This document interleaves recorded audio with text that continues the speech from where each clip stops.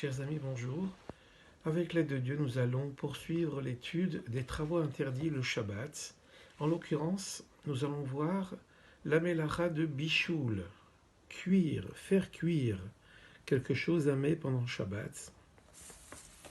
Alors, cette mélacha est interdite parce que au Mishkan, on faisait cuire les différentes herbes qui servaient à la coloration des matières premières. Et tout mode de cuisson est compris dans cette interdiction de faire cuire le Shabbat. Le travail dérivé, la toulda, de ce travail interdit qui est bichoul, faire cuire, serait par exemple de solidifier une matière tendre en laissant par exemple un ustensile en terre dans un four jusqu'à en faire un ustensile d'argile.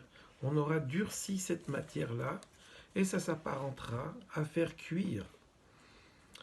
Un manger, par exemple, qui n'aura pas cuit suffisamment avant Shabbat, on ne pourra réactiver sa cuisson pendant Shabbat. Il faut donc faire très attention à ce qui est cuit et ce qui n'est pas cuit avant le Shabbat.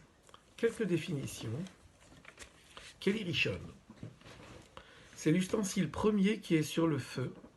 Il conserve cette appellation même redescendu d'un feu, car il conserve, ce Keli Rishon là, la possibilité de cuire ce qu'on y mettra, au vu de la température qui est la sienne. Keli Sheni, c'est l'ustensile dans lequel on verse le contenu du Keli Rishon.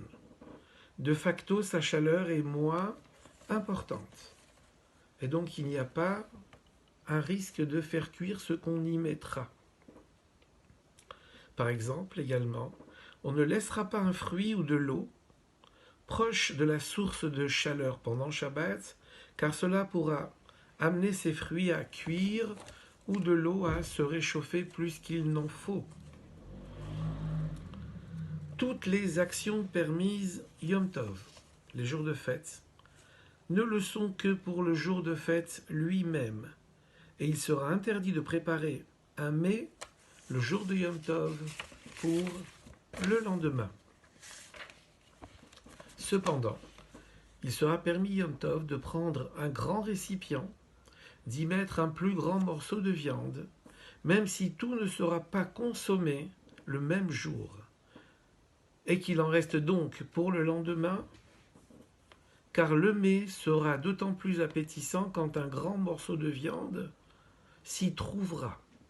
Bien sûr, on a le droit de faire une chose pareille à condition de ne pas ouvertement signifier, par la parole notamment, que le reste servira pour le lendemain. Et ça, c'est une chose qui nous est interdite.